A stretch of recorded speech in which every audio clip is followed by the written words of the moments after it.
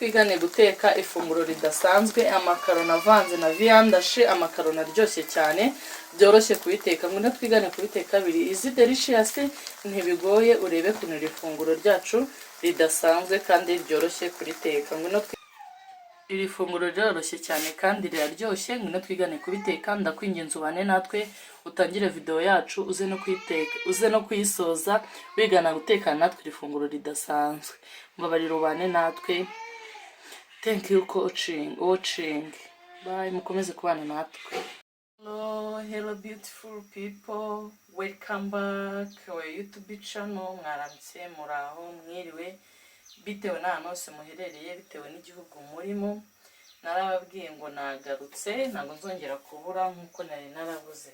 So mbanze kubasuhuza rero, abameze neza Imana ishimwe, abatameze neza mwihangane.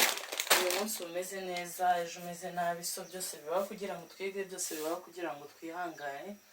Ntabwo wahorana ibibazo, Imana ntabwo yabyemera. So rero abameze neza mwe Imana ishimwe, abatameze neza mwihangane. Uyu munsi biranga ariko ejo bikagenda neza.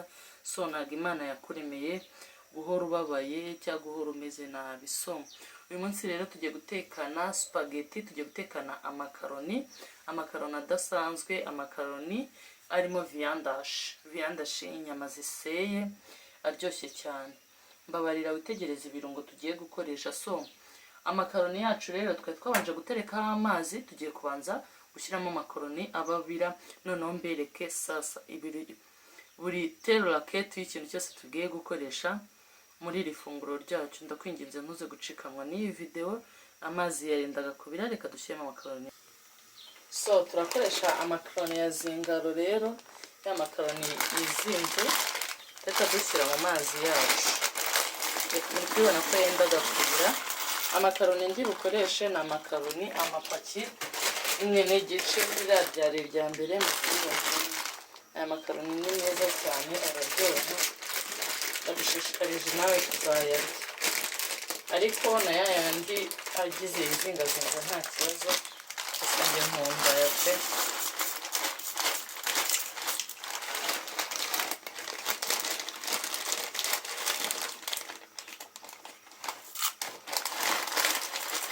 So turayashyiraho rero amakaroni yacu abase nk'aho abira. Amakaroni yanjye rero iyo ndi guteka amakaroni mbanza gushyiramo akantu k'akunyu n'utuvuta kugira ngo ase nk'aho ashya fresh.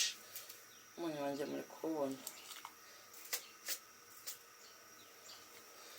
Kirinda gushyiramo mwinshi n'utuntu tujyanye n'utuvuta tutari twinshi.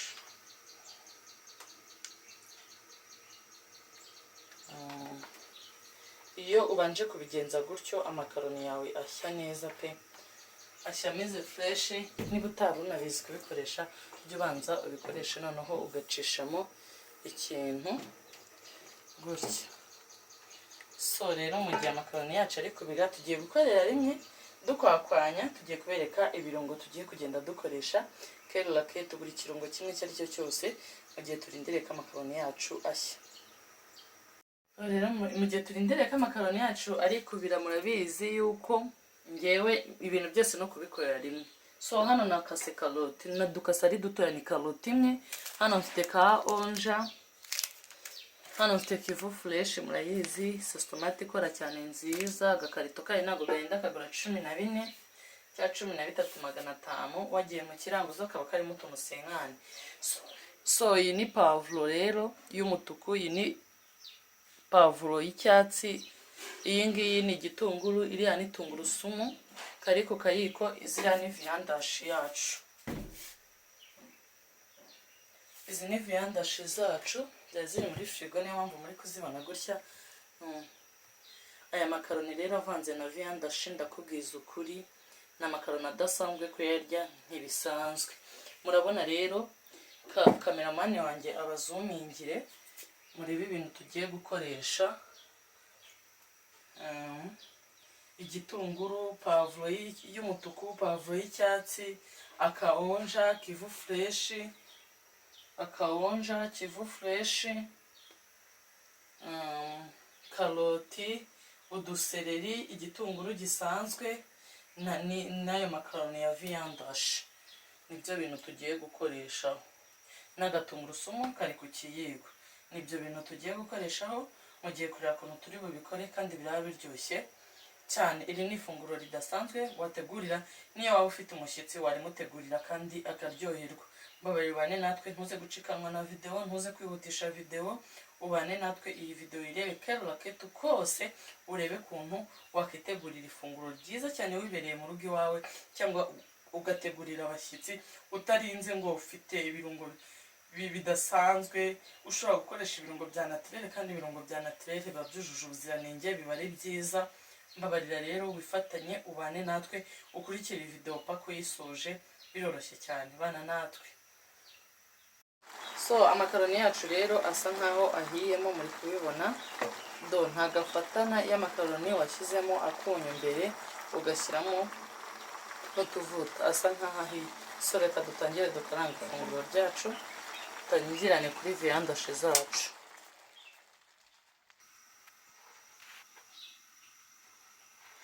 So turabanza dushyiremo viande hachee zacu kugira ngo muza bafu ibanze ivemo, ubundi turangiza tubone kugira baza gushyira mu tuvuta, nyuma dushyiramo n'ibirungo. Abantu muzi ibijyanye n'inyama muri murabizi, izi ni inyama nziza ziseye, izidasanzwe.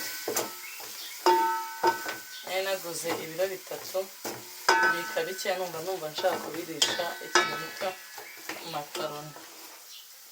Ubanza ukabireka bigasa nk'ibifatanura,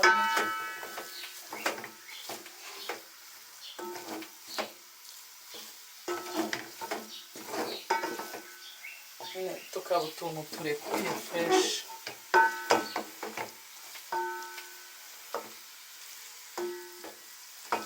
Ubikora mu isuku yawe idasanzwe.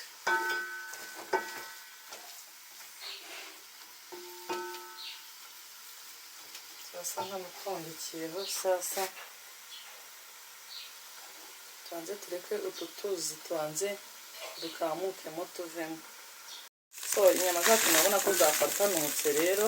Viande hachee yacu ndahita nshyiramo tungurusumu, nshyiremo ibitunguru, nshyiremo na pavuro z'ubururu. Ni ibintu byo gushyiriremo icyarimwe. Nshyiremo n'udukaroti twanjye.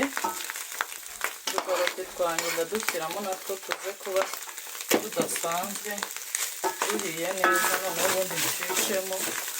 Murabizi ko viande hachee ziba zifitiye amazi yazo, murabona gufatanuka biba ari ibisazi. Noneho iyo uri kubiteka gutya ugenda wongeramo utuzi gake gake. Iyo udashaka ibintu bitinda urabifatira ukabikaranga ku ruhande ukaza kuruhamo, bitewe n'ukuntu wowe wumva ubishaka, cyangwa bitewe n'ukuntu wowe ushaka ko bikorohera. So ndacishamo gutya rero bidatinze, nshyiremo ya pavuro yanjye n'ibara na seleri n'uduseleri twanjye.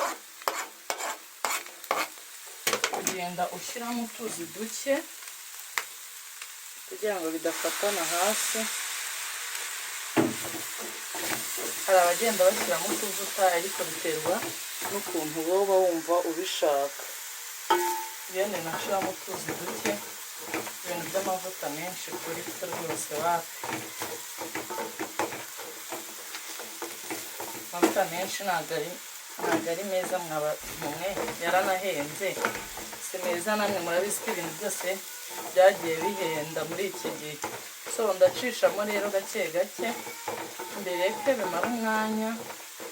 Muri kubibona, ariko muri kubibona do, ushaka guteka burete, izi nyama zawe zaba zabaye nziza kabisa, zaba ziri sawa, burete ikaryoha igasa neza fresh 100%. So ndaguma nshishemo gake kugira ngo ntibifatane munsi. Murabibona ariko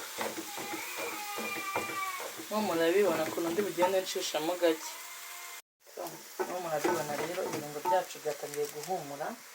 Bitaratinda ndahita nshyiramo onja yanjye. Nabwiye ko nta birungo byinshi nkoresha, nkunda ibirungo bya naturere pe, ibirungo ngo bya nindi ngo byaki bya turmerike byaki, mbikoresha nyine gake gashoboka, mbikoresha gake gashoboka. Ndahita nshishamo rero ya viande zanjye zigire zorohe kandi ziryohe, murabibona ariko ari ifunguro ryatangiye kuba ryiza kandi riryoshye ryorohe. Tutatinze rero ndahita mbashyiriramo iki salisa kandi yose ndayishyiramo, salisa yose ndayishyiramo bidatinze, nayibonye. Viande yacu ikaba isa nk'idasanzwe. Niyo ushaka guteka isosi ya viande iryoshye cyane, ni ukubigenza, biza kuryoha cyane kandi bikaba biteye apeti pe mu kureba ibyo biryo. Muri kwibona rero viande zacu ukuntu ziri gusa fresh. Ndahita mfata ya spagget yanjye, spagget zanjye nzishyiremo, ndabanza nzirekonore zari zafatanye. Oh my god, zari zafatanye ite nzishyiramo fresh. Hanyuma murabibona hano ndagenda mvanga